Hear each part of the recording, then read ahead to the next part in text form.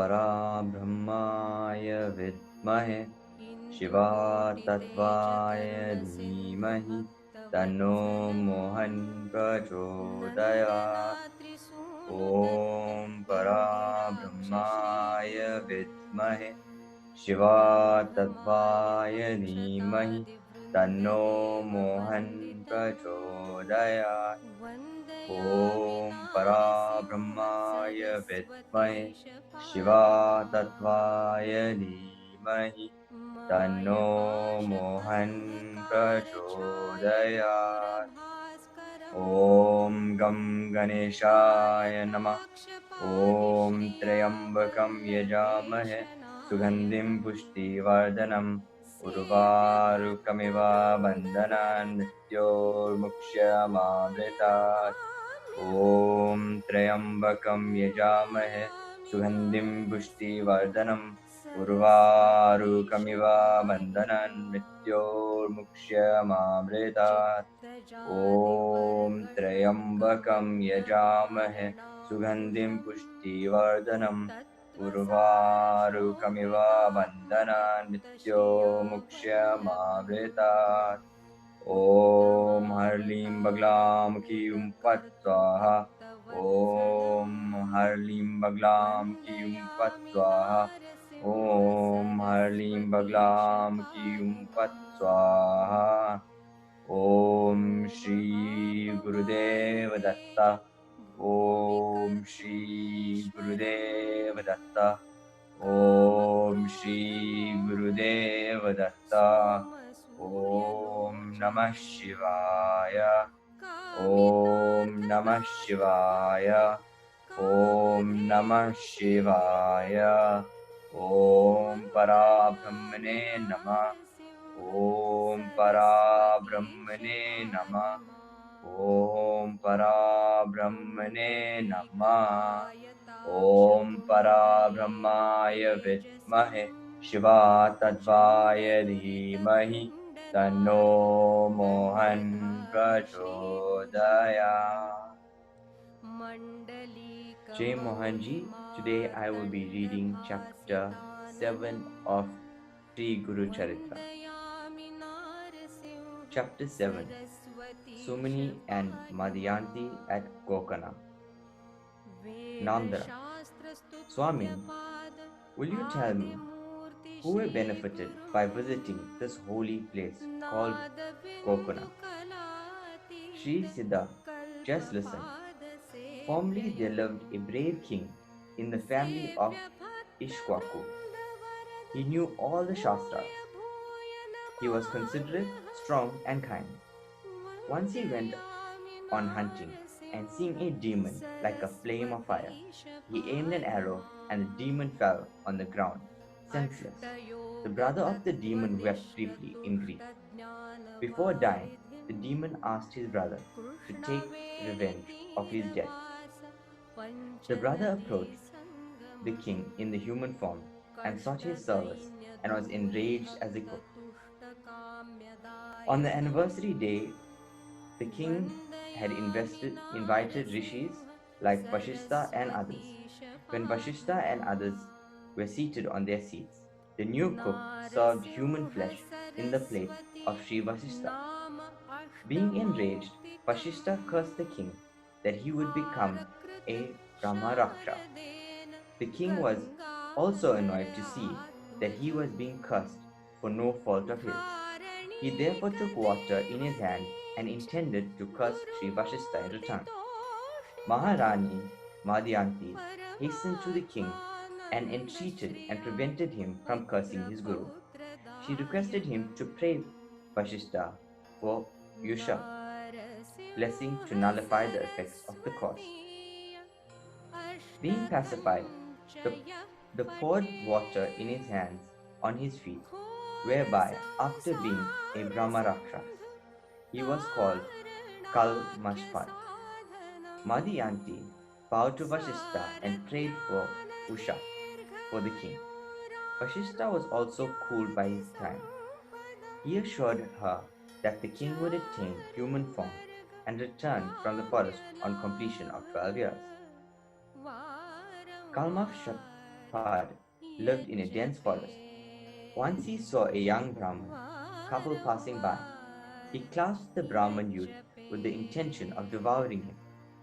The young wife of the youth wept bitterly and requested Kalmashpad with folded hands, saying, "Kindly release my young husband, who is well versed in the Vedas, and thus give my soul Bhyag.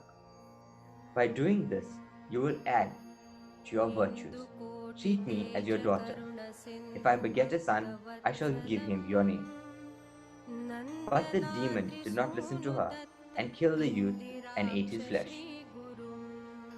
The wife of the youth collected the bones of her husband, arranged a pyre, and set fire to it. Before burning herself in the same pyre, she cursed the demon. "You will die instantly, when after 12 years you become king and touch your wife." The king returned to his city after 12 years. He told his wife, Rani Madhyanti, all about the curse of the Brahmin's wife. Madhyanti was much grieved to hear it. She explained, "Even after staying in the forest in hardship for 12 years, you are not relieved of the evil effects of your evil actions. This is no son in our family. What should we do now?" The king called the old priest and told him, "I killed a Brahmin when I was a demon and was staying in a forest. How can I be relieved of its evil acts?" The priest said, "You should visit all the holy places, and then all your sins will be wiped off." The king then started to visit all the holy places, one after the other. He performed sacrifices, gave money in charity, served meals to the Brahmins and the poor, and did other virtuous acts. Still, the sin of the Brahmitya followed him like a shadow. Accidentally, he met Gautam Muni. He bowed to the Muni respectfully. Gautam asked, "When you have your own state, kingdom, why are you wandering from place to place? And why are you so worried?" "I have committed Brahmahatya. I performed sacrifices and several vratas. I visited holy places and did virtuous acts. Yet I am not relieved of this sin. I am fortunate to see your holy self today," replied the king. Gautam said, "You need not worry. Sri Shiva will protect you. You should go to Gokarna to get rid of this sin." Mrityunjaya, the conqueror of death, Sri Shiva, always stays there. Though the fire and the moon can do away with the darkness of the night, yet there is the necessity of the sun. Similarly, though your sins are not wiped off even after going to several holy places, still, if you go to Gokuna, all your sins will be destroyed. Even if you have committed 1,000 Brahmahatyas, all will be destroyed, and you shall become sinless. Even Vishnu and Brahmadev lived there for penance, and their desires were fulfilled. Gokana is like Kailas, and Sri Shiva stays there. At this instance of Sri Vishnu, Sri Ganesha installed attained all four phalas, Purushastras, with the blessing of Sri Shiva. Brahma, Vishnu, Katsuriya, Vinayak, Durga, and others have also installed lingas here known after the names. All waters here are holy.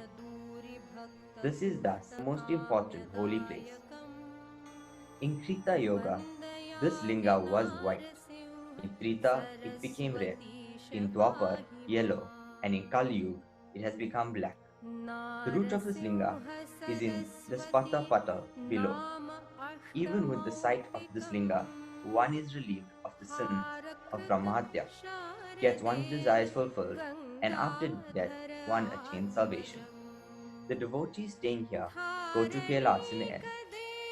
One should bathe and offer charities on Sunday, Monday, and Wednesday.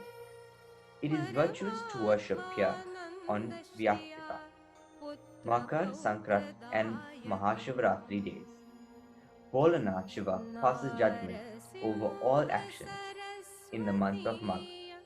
If one observes fast on Shivratri day and offers Baldi to Sri Shivalinga, one's entrance in heaven is assured. Gautam Muni said, so many have been benefited by visiting Konaka.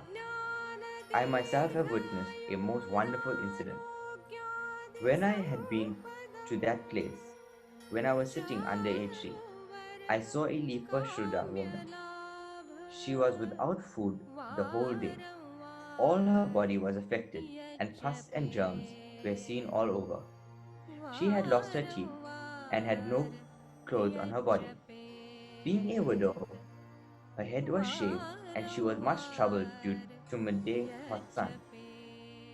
She sat under a tree, being tired, and soon died.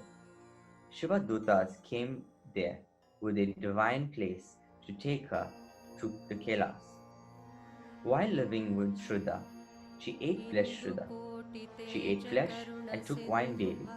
One day she killed a calf, thinking it to be a lamb, and reserved its head for the next day. When it's time for milking the cow, she looked for a calf, and she came to know that my mistake, she had killed it. In grief, she uttered the words, Shiva, Shiva, and what a great sin I have committed unknowingly. Fearing the wrath of her husband, she buried the head, flesh, and bones of the calf and told people that her calf was taken away by a tiger. When she died, Yamdutas took her to the Yampuri and placed her in hell. She suffered tortures and was born and was again born as a Shuddha woman. She was ugly, black, and blind. Her parents cared for her for some time and afterwards she begged for food. She was an orphan without any shelter. She developed leprosy and in course of time she grew old. Many people were going to Gokana on Mahashivratri day expecting to get good alms. She also followed them. It being a fast day, nobody offered her food. In joke, some people once placed bell leaf in her hand, knowing that it was not eatable. She threw it away, which, by chance, fell on a Shivalinga, and thus she had the credit of worshipping Shiva in that dark night. This pleased Sri Shiva, and hence we have come to take her to Shivalok. Shiva Dotas sprinkled nectar on her body, and soon she looked like a heavenly woman. She was then taken to Shivalok. Hearing this, the king was delighted. He went to Gokana and was relieved of all his sins. Gokana has great significance, hence, Sri Prad Sri Vallabha had also been there and stayed there for 3 years.